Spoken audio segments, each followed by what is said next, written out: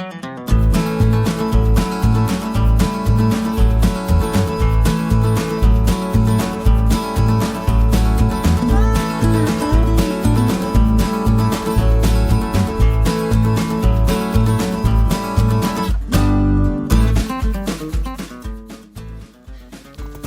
I'm Katie, and this is my camper. Completely custom, from scratch, got it, it was trashed, and we completely rebuilt it, and now it's my camper.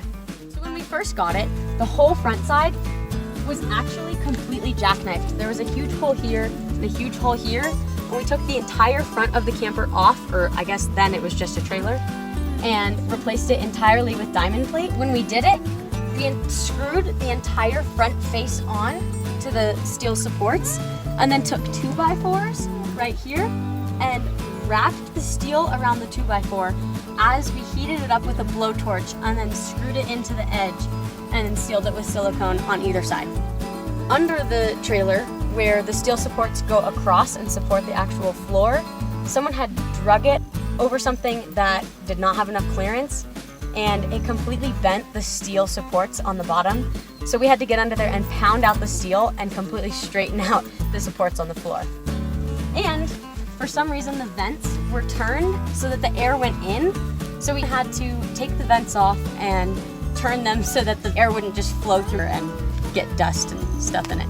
Also, these were practically black, and I had to go through and polish all of the fenders and buff the entire outside because it was just so dirty. And for some reason, the whole camper had random holes. So a lot of these are screws that hold the outside paneling into the steel frame, but there were also just random holes. So we had to go around and rivet all of the holes so that it was sealed and water couldn't get into the camper. And then we went to a camper store and we got a ton of stuff off of other campers to put on my camper. So on the other side of this wall is my battery box, and we added a battery vent to ventilate it, and then my shore power cord will come out right here. So if you come back here, we actually built a deck. This is Cheese. He's my little Chihuahua Jack Russell Terrier that travels with me. Anyway, this is my back porch. We put fake grass on it, and it's kind of cool because when it's folded up, I just have a wall of fake grass. So we had to do some work with the door itself. So if you look at this, the camper actually had no spare tire mount. So when we mounted the spare tire, we decided to put it in the back to even out a lot of the kitchen weight in the front. It had to be right in the middle of the two taillights because we were working on the camper, and my dad found out that when you don't put the jack down, the trailer tacos and smashes both the taillights. So we completely rearranged the back of this. We cut this handle off from right here, re-welded it onto this bar right here, had to move this latch from right here, and in order to do that, the only support in the center here was one tiny piece of wood. So my dad completely took apart the whole door and filled the entire back with a big piece of wood to support the whole tire and the steel mount. We didn't like how far it sat out because when my back deck is down, it was holding up on top of it. So he cut the mount in half and then bent it over itself and then re-welded it just so that it would be shorter. So we replaced both the taillights after we smashed them a second time. If the jack isn't down, the tire catches it and the taillights are not gonna break. When we had the whole front of the camper off, we took all the existing paneling out, and for some reason the floor was covered in holes about the size of quarters, and we took wooden dowels and cut them flush to the floor to plug all of the holes to make it completely smooth before we put the final down.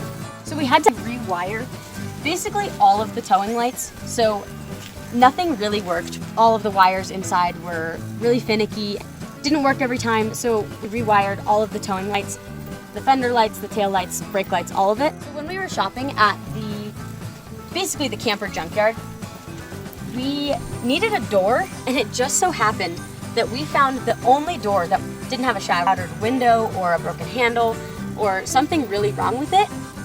And it was the only door that fit. The steel supports are all the way down, and it looks like this door came with the camper, but we got it at the junkyard. We did all of the wiring when we had the paneling on. We ran all of the wires along the steel supports and through the steel supports.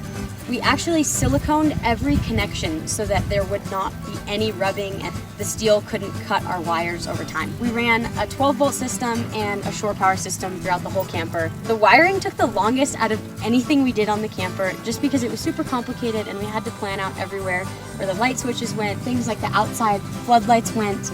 It just took a really long time to plan everything out, and it was pretty hilarious seeing all of our writing and our notes on the insides of the camper walls. We actually have it completely running off of the solar panel. The 12-volt system is dependent on the solar panel. Up here, my roof is at a curve, so we actually had to build custom brackets so that we could put it up in a way where the solar panel still sat flat. We just took a couple of metal pieces and then made a hinge, and then as we mounted the solar panel, we just adjusted the hinge to make it sit perfectly flat. The kayak racks are directly mounted into the steel supports. You can probably lift the entire camper by my kayak racks. To keep all of the water out, we pinched rubber gaskets in between the connections when we screwed it in so that no water can leak through our mounts on the top of the roof. So then my uncle mounted some custom propane mounts. He mounted brackets on the front tongue here and painted the whole front because it was super rusty. So we also did a window. We cut it out of the aluminum paneling and siliconed all around it so that it was watertight. Thanks for watching part 1 of my camper tour. If you have any questions, reach out to me on Instagram @KatieKayak. Like and subscribe for part 2 where I'll go through the whole inside of the camper.